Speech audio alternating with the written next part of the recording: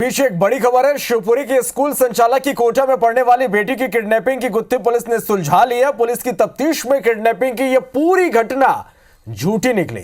Mastermind school संचालक की बेटी ही निकली, जिसने अपने दोस्तों के साथ मिलकर खुद के अपहरण की झूठी साजिश रची थी और पापा को मैसेज कर 30 लाख रुपए की फिरौती भी मंगवाई थी।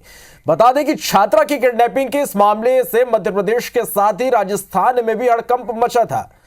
खुद केंद्रीय मंत्री ज्योतिरादित्य सिंधिया ने फोन कर राजस्थान के सीएम भजनलाल शर्मा से बात की थी।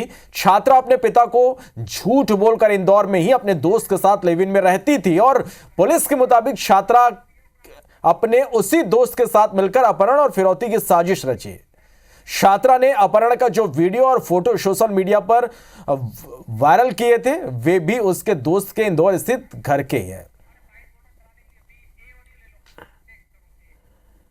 बच्ची है, उसके साथ जो मित्र हैं वो दोनों दूसरी विदेश में जाना चाह रहे थे। उनका यहाँ पर उनको लग रहा था पढ़ाई वो नहीं कर पाएंगे, इसके लिए उन्हें पैसों की ज़रूरत है, इसीलिए उन्होंने ये अपने माता पिता से पैसे मांगे।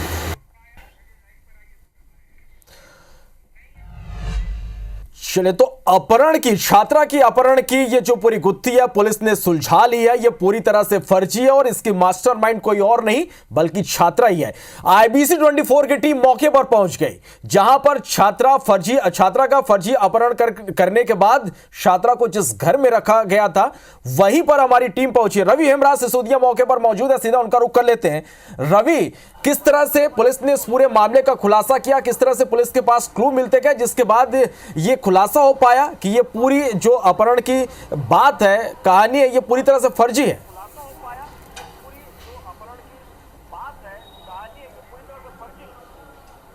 देखिए, सबसे महत्वपूर्ण बात यह है कि जब युवती ने अपने फर्जी तरीके से अपहरण होने की कहानी सर्वानंद नगर के इस दीक्षा हॉस्टल में गढ़ी, तो उसके बाद सबसे पहले उसने जब अपने माता पिता को दूसरे नंबर से वीडियो और फोटो पहुंचाए, तो उस नंबर की जो आखिरी लोकेशन है पुलिस को इस हॉस्टल की मिली थी।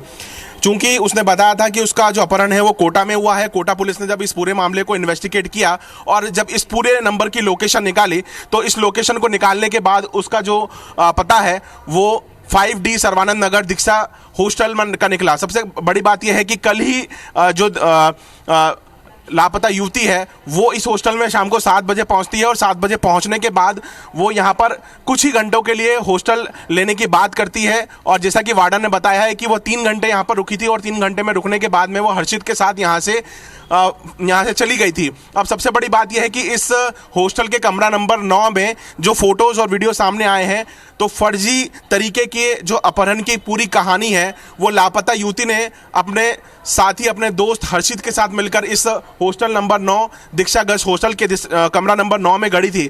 और अब इस बारे में पुलिस इन्वेस्टिगेट कर रही है। राजस्थान पुलिस ने यहाँ से अमन और उसके एक मित्र गजेंद्र से पूछताछ करने के बाद में ये तो साफ कर दिया है कि ये जो पूरी फर्जी अपहरण की कहानी है यह इंदौर से ही गढ़ी गई थी। इंदौर के सर्वानंद भवरकुआ थाना क्षेत्र के सर्वानंद नगर भोलाराम उस्ताद मार्ग पे दीक्षा गर्ल्स हॉस्टल के रूम नंबर 9 में ये फोटो वीडियो बनाए गए, पहले पिता को पहुंचाए गए और उसके बाद 30 लाख रुपए की फिरौती मांगी गई। सबसे बड़ी बात यह है कि अपने जो बॉयफ्रेंड है उसके साथ में सेटल होने के लिए वो 30 लाख रुपए लेके विदेश भाग जाना चाहती थी और इसके लिए उसने बाकायदा पासपोर्ट के लिए भी अप्लाई कर दिया था और इसकी जानकारी भी पुलिस को मिल चुकी है। तो इस मामले में अभी भी फिलहाल हर्षित और जो लापता युवती है उसके बारे में पुलिस अभी भी तलाश कर रही है, क्योंकि कोटा पुलिस को जो इन्वेस्टिगेट में सामने आया है उसमें ये तो क्लियर हो गया है कि जिस फर्जी अपहरण कांड ने मध्य प्रदेश और राजस्थान की पुलिस के नाक में दम कर दिया था, वो पूरी कहानी फर्जी निकली है, मनगढ़ंत निकली है और अपने ही पिता से एक बेटी 30 लाख रुपए की फर्जी फिरौती मांग रही थी और उसके लिए उसने पूरी कहानी बनाई थी, जिसमें मध्य प्रदेश के लेकर राजस्थान के पूरे ही राजनीतिक हलचल हो गई थी, जिसमें केंद्रीय मंत्री ज्योतिरादित्य सिंधिया को राजस्थान के मुख्यमंत्री भजनलाल शर्मा से फ़ोन पर बात करना पड़ी थी। और जब आला महकमे ने इस तरीके से पूरे से सिंसियर तरीके से इन्वेस्टिगेट किया तो पूरी कहानी फर्जी निकली है। अभी फ़िलहाल जो लड़की है, जो लापता युवती है, वो और हर्षित है, दोनों ही लापता हैं। लेकिन ये मामला तो क्लियर हो गया है कि ये जो अपहरण की कहानी है ये झूठी निकली है और उसके पूरे तार जो है सीधे इंदौर से जुड़े हैं। जी। चलिए रवि, तो ये बात तो पूरी तरह से स्पष्ट हो गई कि ये अपहरण का जो मामला निकलकर सामने आया था पूरी तरह से फर्जी थे। अब तलाश उस युवती को और उसके बॉयफ्रेंड की है। और शुक्रिया आपका हमारे साथ जुड़ने के लिए, इस तमाम जानकारी के लिए।